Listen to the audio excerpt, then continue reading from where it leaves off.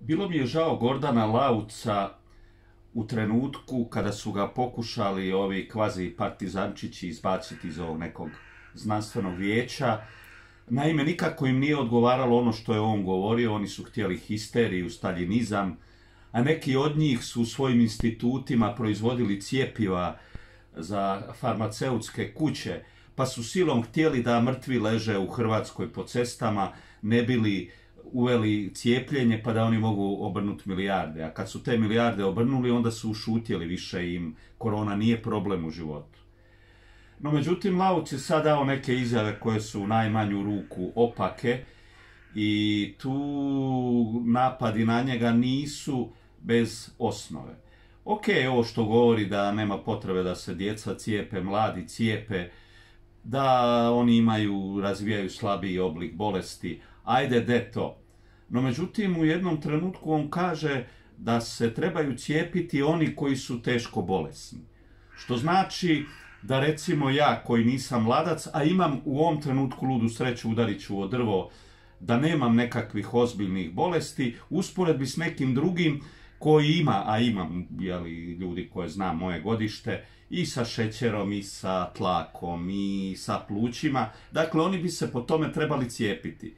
A kaže, najbolje bi bilo dobiti koronu, pa onda stvoriti imunitet. Dragi moj Lauc, znaš, ja ne bi dobivao nikakvu koronu, dakle to što ti pričaš jesu poprilične nebuloze, daleko je bolje ne imati koronu i bilo kakvu drugu bolest nego imati u godinama u kojima ja imam, i u krajnjoj liniji ko mi garantira da možda negdje ne spava nekakva bolest, samo mi još treba korona pa da me sriba skroz.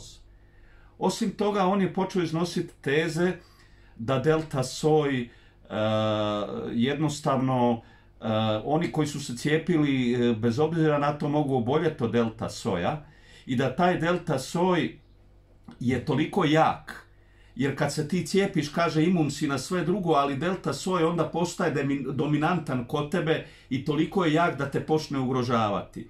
A onaj ko se nije cijepio, kod njega su ti razni sojevi raspoređeni pa se oni međusobno bore, pa prema Laucovoj tezi ispada da je bolje biti necijepljen nego cijepljen.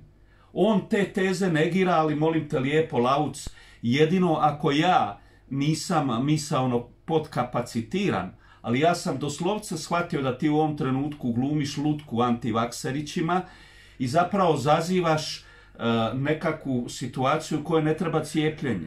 Ali u redu, ti kažeš da delta soj kod cijepljenih je opasniji nego kod necijepljenih, pa onda oni koji su se cijepili mogu za ove druge biti opasni. Dobro, ok, to je nekakva teza, znanstvena teza, ali molim te lijepo, Lauc, ako ti takvu tezu iznosiš, zašto su vlade svih zemalja Europe i svijeta, Svjetska zdravstvena organizacija, preporučavali cijepljenje i tražili da se ljudi cijepe, da će ih to zaštititi i tako dalje i tako dalje, a onda nam ti kažeš da zapravo to nije ništa.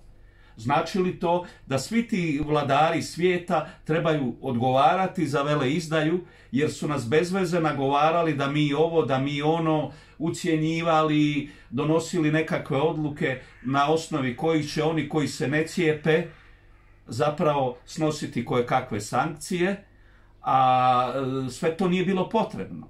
Ali moj Lauc, ako se dokaže da je to bilo potrebno, onda, Boga mi, ti dovodiš opako svoju reputaciju znanstvenu u pitanje. Jer ne možemo se mi sad igrati ako je riječ o nekakvoj bolesti, ako se umire, ako cijeli svijet boluje, a uvijek sam bio protiv histeričnih staljinista, zatvaranja žica, tenkića i slično.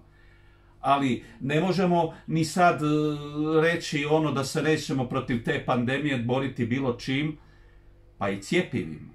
A ako ta cjepiva imaju nekakvu učinkovitost, onda je, ako imaš 0, imaš 0, ako imaš 1, ipak imaš 1.